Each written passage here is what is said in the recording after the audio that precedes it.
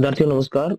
हम कर रहे थे कक्षा 10 में प्रीवियस ईयर प्रश्न पत्र की सीरीज में अ, बोर्ड पेपर 2025 का प्रश्न पत्र हल, और उसमें हमने 9 प्रश्न हल कर लिए थे। आज हम 10वां प्रश्न हल करने जा रहे हैं और इससे आगे के प्रश्न भी हल करेंगे।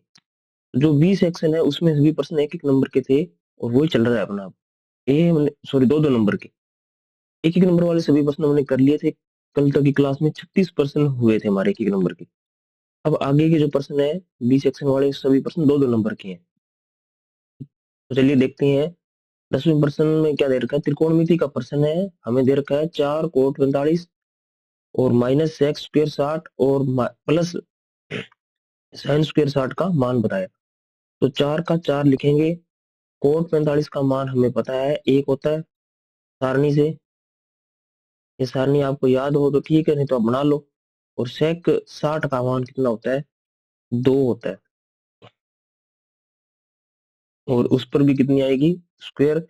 और प्लस साइन साइन 60 का मान होता है √3/2। ये सभी मान आपको सारणी से लिखने हैं।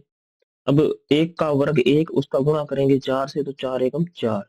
2 का वर्ग पूछा है, 2 का वर्ग कितना है, 4। प्लस √3 का वर्ग करेंगे 3 आएगा, 2 का वर्ग करेंगे 4 आएगा। प्लस का 4 माइनस का 4 कट जाएगा, आंसर बचा 3/4। कोई जोड़ बाकी कुछ नहीं करना, सारा कुछ कट गया, आंसर बच गया। सिर्फ मान रखना। तो अब देखो ये आसान प्रश्नों में से आता है, 8.2 के आसान प्रश्नों में से आता है। 8.2 के जो किताब है प्रश्न दिए वो लेंथी है, परंतु ये प्रश्न किताब के उन्हीं प्रश्नों पर आधारित ही है।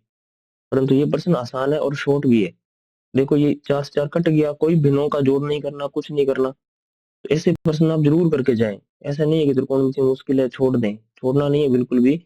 ऐसे आसान आसान प्रश्न आपको जरूर करने चाहिए। देखो पेपर का ये तो प्रश्न है, राजस्थान बोर्ड 2025 में जो प्रश्न पत्र आया था वही है ये, लास्ट ईयर।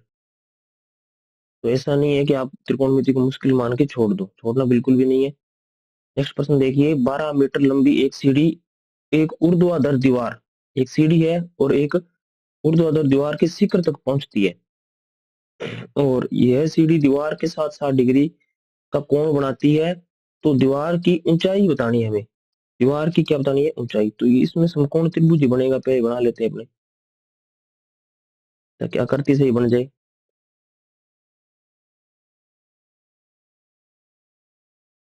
ये सही नहीं बना इसमें।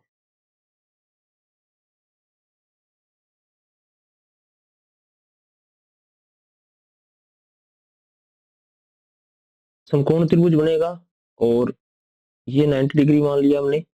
अब ये जो तिरछी लाइन है ये सीढ़ी है, और सीढ़ी की लंबाई हमें दे रखी है कितनी, 12 मीटर।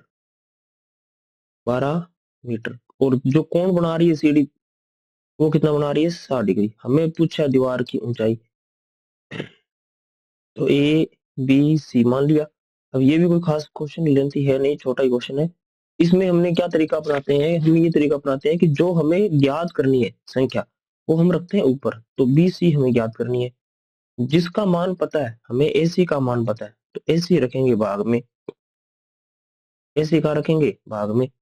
तो ये थीटा कोण के सामने में पूछा लंब, और 90 के सामने में पूछा कर्ण। तो लंब बटे में कर्ण, लंब बटे में कर्ण किसका फॉर्मूला बनता है, लाल बटे कक्का से। लंब बटे कर्ण बनता है साइन थीटा का। तो यहाँ आ जाएगा साइन थीटा। BC कितना है, BC तो H मान है। और AC कितना है, AC 12 है। और बराबर साइन साइन 60 डिग्री। तो H बराबर साइन 60 का मान होता है √3/2। √3/2 इंटू 12, 2 के पढ़े में काट देंगे, 2 6 के 12, 6 √3। 6√3 मीटर जो है वो क्या मिलेगी हमें, दीवार की ऊंचाई प्राप्त हुई है। अब ये प्रश्न, प्रश्न नंबर 12, ये आपकी 10वीं प्रश्नावली से है और किताब का ही प्रश्न है, कोई चेंज नहीं है इसमें बिल्कुल भी। और एक दो बार पहले भी आया है बोर्ड बोर्ड के पेपर में, और इस बार भी 25 वाले पेपर में, बोर्ड के में 25 का जो बोर्ड का पेपर है उसमें भी ये रिपीट हुआ है। एक वृत्त के परिगत चतुर्भुज बनाना है, और चतुर्भुज ABCD सिद्ध कीजिए कि ये होता है AB + CD AD + BC। तो इसमें कुछ नहीं करना, एक प्रमेय लगती है कि यहाँ जो ये बिंदु है वृत्त के बाहर, इस बिंदु से वृत्त पर दो स्पर्श रेखाएं खींचते हैं तो दोनों की लंबाइयां क्या आती है, बराबर आती है। तो हम लिखेंगे एपी बराबर ए एस, एपी बराबर ए एस, और कारण लिखना है वृत्त के बाह्य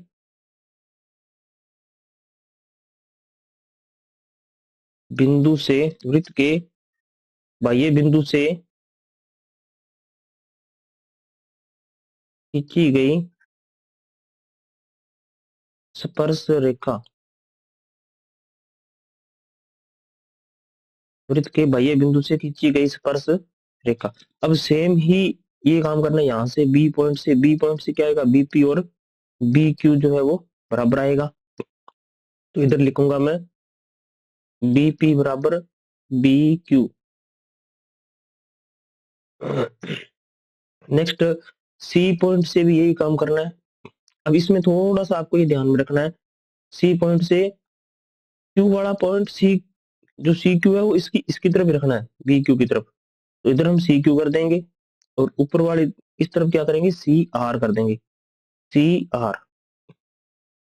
अब डी पॉइंट से भी यही काम होगा, डी से दो स्पर्श रेखाएं, दोनों की लंबाइयां बराबर, दोनों की लंबाइयां बराबर, तो कौन सी, डी आर और डी एस। तो आर वाली तरफ आर ही रखेंगे, तो डी आर बराबर डी एस। इसमें भी ये सेम, वृत्त के बाह्य बिंदु से खींची गई स्पर्श रेखा है। अब इन चारों को क्या करेंगे, प्लस कर देंगे। ये समीकरण एक मान लो और ये समीकरण दो मान लो, ये तीन, और नेक्स्ट समीकरण नंबर चार, सभी का प्लस कर देंगे।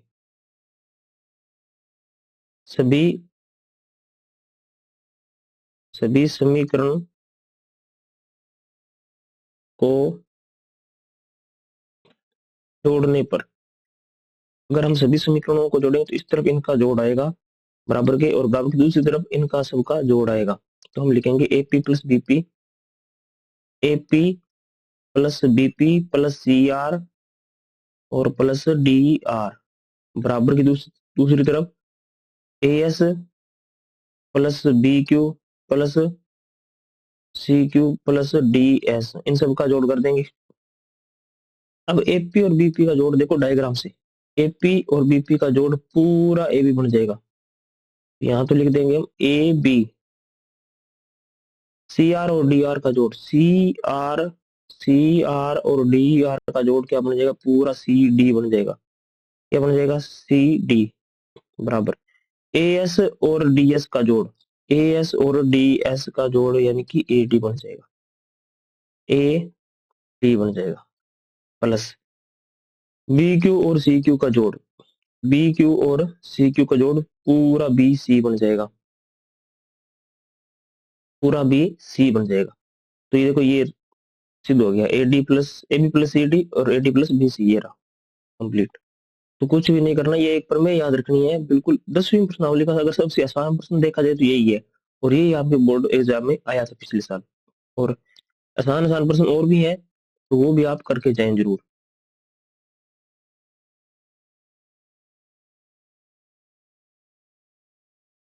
प्रश्न नंबर 13, अब देखो इसमें क्या दिया हुआ है, एक चाप द्वारा, हाँ चाप वाली प्रश्नावली आपकी वृत्तों से संबंधित क्षेत्रफल, 10वीं के बाद वाली जो प्रश्नावली है, वृत्त के चाप द्वारा वृत्त के केंद्र पर अंतरित कोण 50 डिग्री है, और यदि चाप की लंबाई 5 पाई है, 5 पाई सेमी है, तो वृत्त की त्रिज्या बताओ।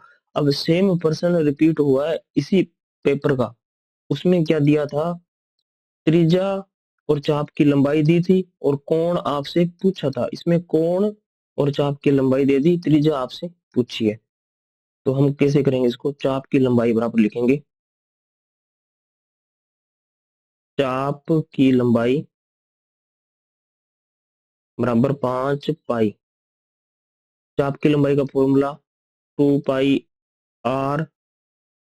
थीटा बटे 360 बराबर 5 पाई, पाई से पाई कट जाएगा। अब टू टू को भी कट कर देते हैं, यहाँ 180 आ जाएगा, टू से ये लो। अब क्या बचा, आर और थीटा कितना है 50 डिग्री, और यहाँ है 180 और बराबर है 5। अब 0 से 0 कट जाएगा। अब 5/18 बचा, बराबर की दूसरी तरफ जाएगा, 18/5 हो जाएगा। 18/5, 5 से 5 कैंसिल, आर का मान आ गया 18। 18 सेमी आर का मान, तो ये इतना ही था। सेम ऐसे ही प्रश्न आपको वहां पर उसमें थीटा पूछ लिया, आर दे दिया, चाप्टर में दी हुई थी। तो इसी प्रश्न पत्र में सेम टाइप के 2 प्रश्न आ गए आपके। अब आपका स्टार्ट हो रहा है सेक्शन सी खंड से। इसमें क्या है, हर एक प्रश्न अथवा में मिलेगा आपको, और 3 नंबर का एक प्रश्न है, अथवा में भी है और 3 नंबर का है। अब देखिए समांतर श्रेणी के प्रथम, तो समांतर श्रेणी प्रश्नावली से है, प्रथम 15 पदों का योगफल ज्ञात कीजिए, जहां एनवा पद ये दे रखा आपको। तो ये भी किताब का योग प्रश्न है, इसमें भी कोई चेंजेस नहीं है। और एन बराबर आपको 15 दिया हुआ है, और एनवा पद जो है वो इस फॉर्मेट में है कि 3+2n। तो वैसे तो आपको यूट्यूब पर करवाया भी हुआ है, स्कूल में भी आपने पढ़ा होगा, फिर भी थोड़ा स्पीड से करा देता हूँ। n बराबर 1, तो पहला पद मिल जाएगा। पहला पद क्या आएगा, 3 प्लस जहां n है वहां 1 रख देंगे, तो 2 एकम 2 प्लस 3 5, पहला पद प्राप्त हो गया 5। अब एन वाई निकाल लो, डायरेक्ट 15 निकाल लो, तो n बराबर 15 रख दो, तो यहाँ ए 15 हो जाएगा। ए 15 और 3 का 3 प्लस 2 n की जगह आ जाएगा 15, n की जगह 15 रख देंगे। 15 दुए 30 और 3 33, 15 दुए 30 और 3 33, ये आ गया आपका 15वां पद। अब हमें निकालना है एस एन। एस एन क्या होता है, n/2 पहला पद और अंतिम पद। पहला पद हम लेते हैं 1 और अंतिम पद लेते हैं 15, क्योंकि 15 पदों का योगफल हमें पूछा है। तो पहला पद कितना निकाला हमने 5, और अंतिम पद निकाला हमने 33। 15/2, 33 और 5 38। 38 में कर देंगे 2 का भाग 19, 19 का 15 का गुणा कर लोगे, प्राप्त हो जाएगा आपको राइट आंसर इसका। तो ये आप आगे एक गुणा है कर लोगे, कंप्लीट हो जाएगा। क्योंकि यहाँ पर मैं आपको अथवा वाले दोनों प्रश्न कराने की कोशिश करूंगा, तो थोड़ा स्पीड से चलेंगे अभी, तो यहाँ काम डबल हो रहा है। आपको तो यही करना है, या तो ऊपर वाला आता है तो वो कर लो, नहीं तो ये कर लो, परंतु मैं आपको यहाँ पर दोनों ही कराने का प्रयास करूंगा। अब क्या दिया हुआ इसमें, एक समांतर श्रेणी में 60 पद है, यानी कि टोटल पद 60 है, और प्रथम पद आपको दे रखा है 7, और अंतिम पद,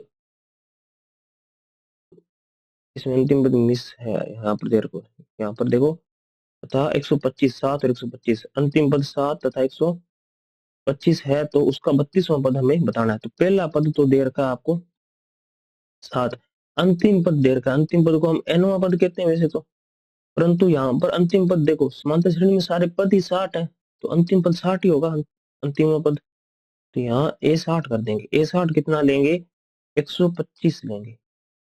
यहाँ से A60 का फॉर्मूला आपको पता होगा, A+59D बनेगा, A+59D बराबर 125। अब A की वैल्यू 7 है, तो यहाँ 7 रखोगे, और 59D बराबर 125, प्लस का 7 दूसरी तरफ जाएगा तो माइनस का हो जाएगा।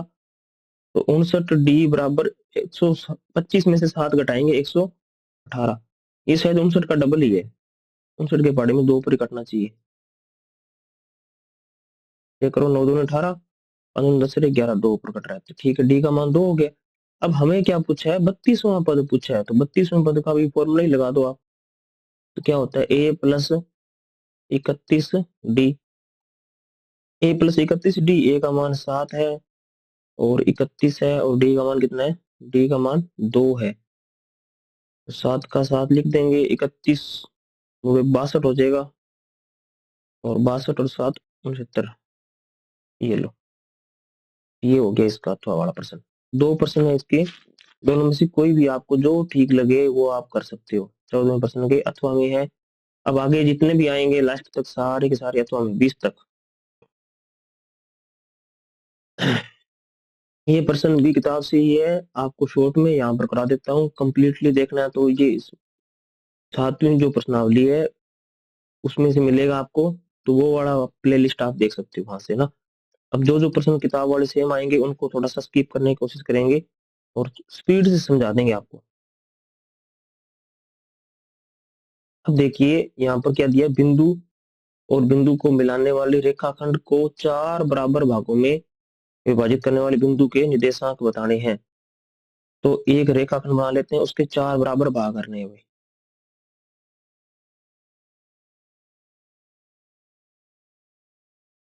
चार बराबर भाग, बराबर तो नहीं हुए परंतु बराबर मान लो आप एक बार ना।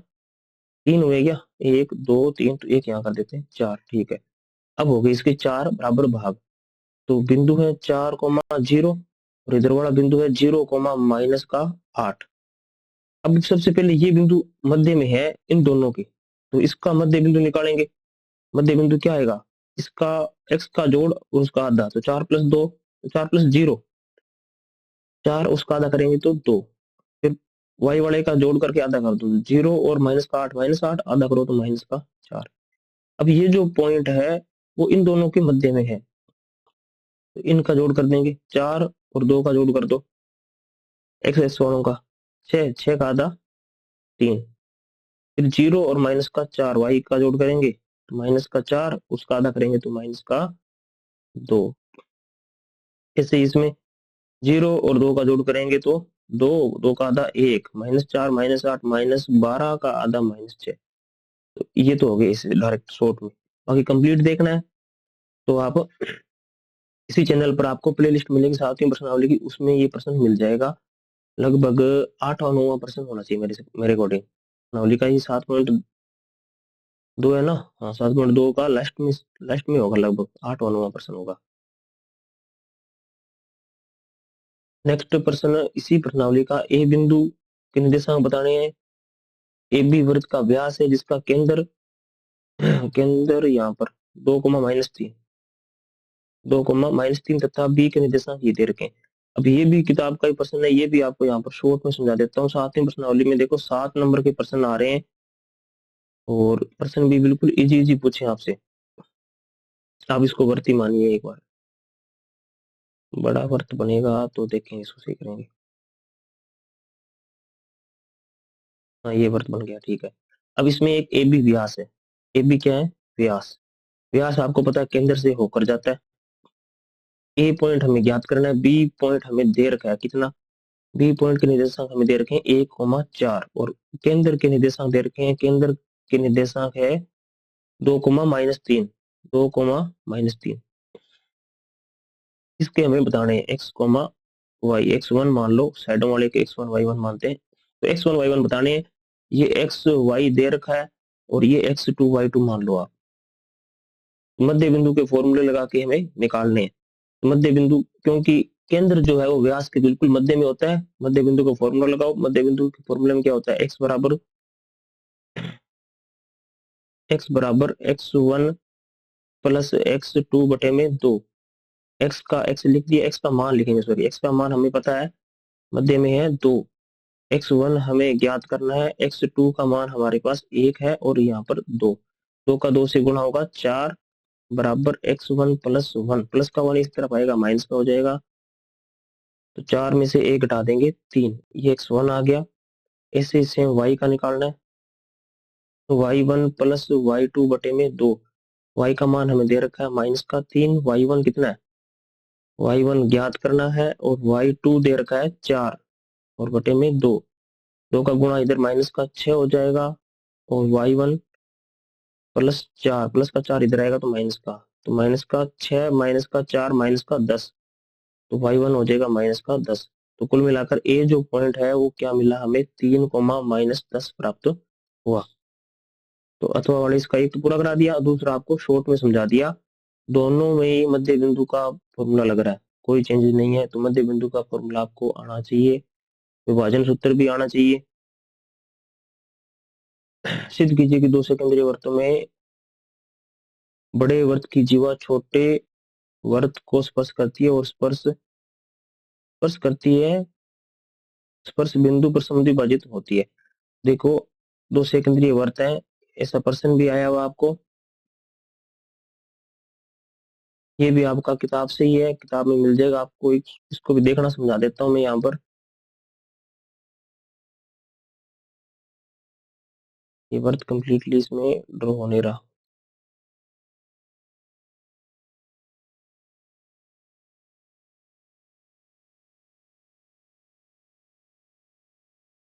कि बड़े वर्त की जीवा, बड़े वर्त की तो जीवा है, और छोटे वर्त को क्या कर रही है, वो स्पर्श कर रही है।